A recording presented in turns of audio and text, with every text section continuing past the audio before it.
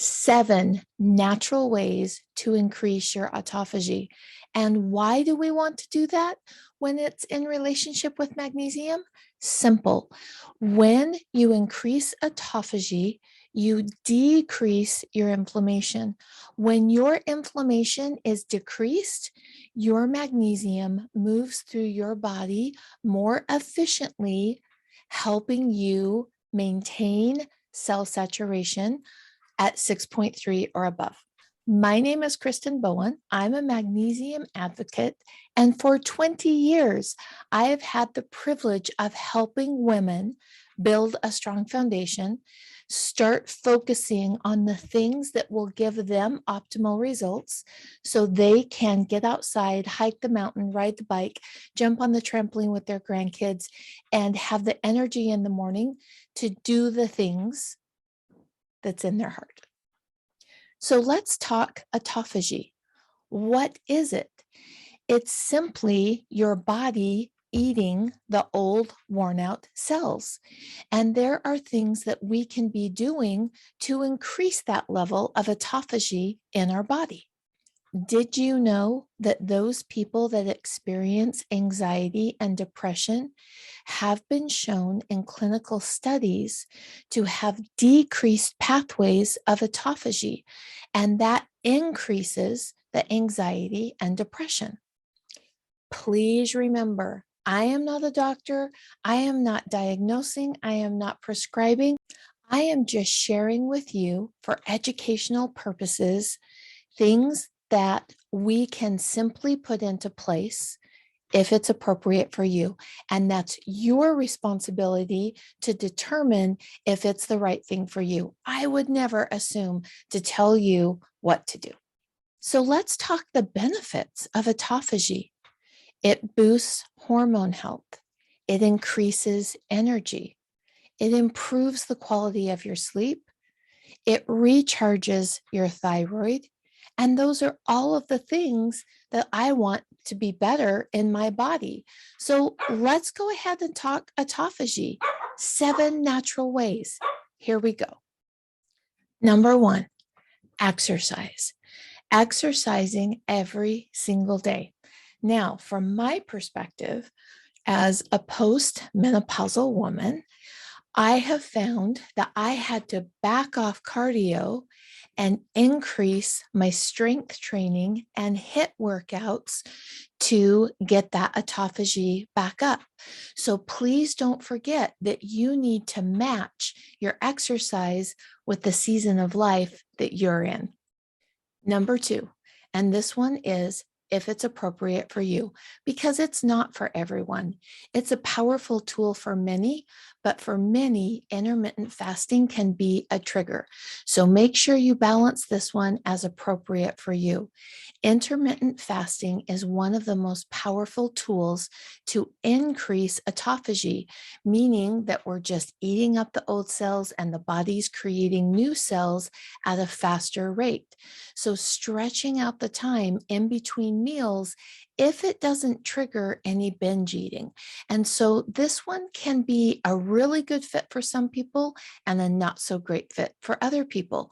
And that's why it's so important that you take into consideration your situation. If it is a good fit, intermittent fasting is amazing. Number 3, increase the amount of deep sleep that you're getting.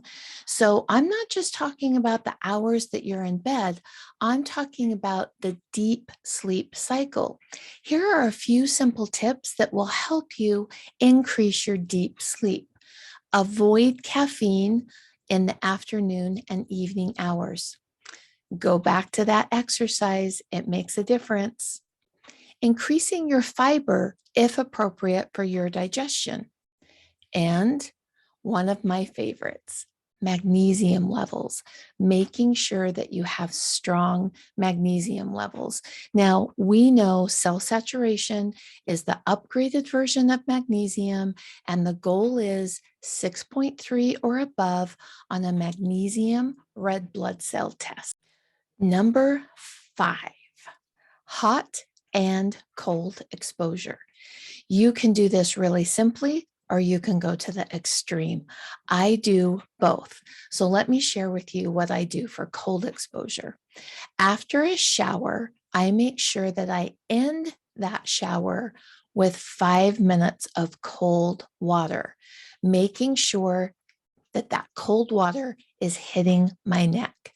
That cold water is helping to improve vagal nerve quality. And when you do that, it increases your deep sleep. Okay, so we talked about ending your shower, working up to 5 minutes of cold. Another thing that you can do that's a little bit more extreme, but a lot more powerful is taking an ice bath. I have an outdoor tub that I fill up with ice and water, and I get in that and I sit for 7 minutes. And yes, it's pretty much as miserable as it sounds. After 3 minutes, the feeling of being cold and almost like, oh, I've got to get out of this goes away. And it almost goes to like a tingly warm. So the first 3 minutes are the hardest. And definitely this one you need to make sure is appropriate for your body. Man, oh man, does it increase my body's ability to burn and utilize fat, but it also increases deep sleep. So we talked cold. Now let's talk hot. Do you sauna? I love to sauna. When we get in the sauna, we're increasing our body's ability to break down those cells. We're putting ourselves in rest and renew. So we have two stages. We have rest and renew, or fight and flight. And so many of us are stuck in fight or flight, and that's why our body's not healing. But if we get in that sauna, it automatically puts our body in fight or flight, increasing our ability to heal. Are you ready for the next one? Coconut oil and or MCT oil. Coconut oil is unique in the fact that it is a medium chain triglyceride. MCT oil is concentrated medium chain triglycerides. And because of that, your body uses it quickly and it feeds your brain. It's a very easy energy for your body to utilize, and it helps your body to go into deep sleep.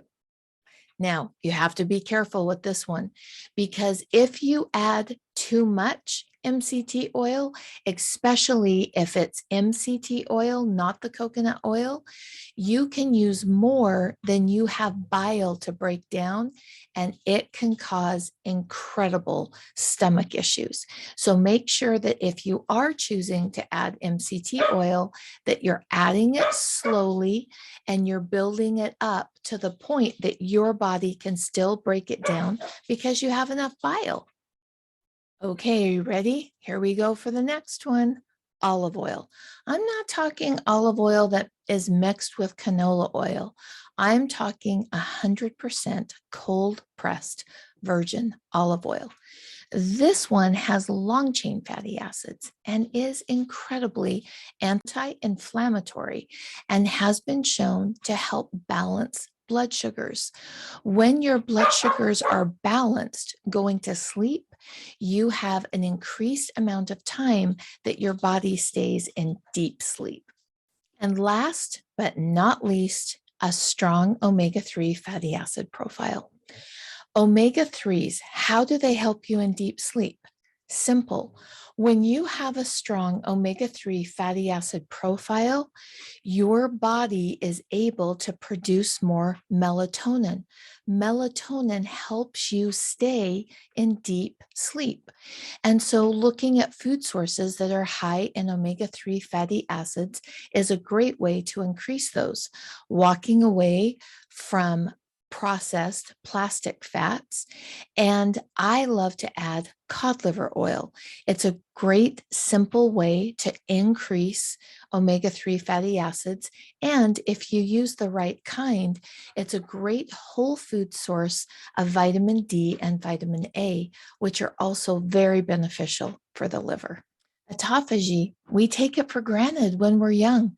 It happens easily and naturally. The older we get, the more it slows down. And we have to start being a little bit more focused and making decisions that enable our body to naturally do what it does really well and what it's wired to do, be healthy. And so when we make those decisions that support our body's natural autophagy, we're supporting our body in naturally being healthy. And when we do and make those little steps and take those action items, we decrease our inflammation at the same time. So it's like 2 for 1. You're getting both things happening at the same time. You're increasing autophagy and you're decreasing inflammation. And when you do that, your magnesium burn rate is lower, meaning you are holding on to the magnesium that you're soaking in and allowing your body to be magnesium rich, because people who are calcium dominant don't create health as easily as people who experience a magnesium rich environment. We need magnesium to start thousands of processes in our body. The very first process that goes off with low magnesium is low vitamin D. So if your vitamin D is low, you know that your magnesium is low. We need a strong magnesium profile to activate our stored vitamin D to turn it into our active vitamin D. That's the first gate that we need to go through for optimal health. Soaking in magnesium, you can achieve cell saturation. Remember, 6.3 or above. That's the goal. The most important part of learning things about creating health is deciding what action you are going to take to implement that. The wonderful part of where we're at now with technology is we have so much information at our fingertips. The horrible part of where we're at right now with technology is we have so much information at our fingertips. And is what's happening is we're putting ourselves into fight or flight. We learn and we learn and we learn, and we think we're spending all of this time focusing on health, when in actuality, we have taken no action. So share with me what action you're going to take to put your body in higher levels of autophagy so that you can become a magnesium rich environment, stay in fight or flight, create optimal health, and do those things that you've been wanting to do.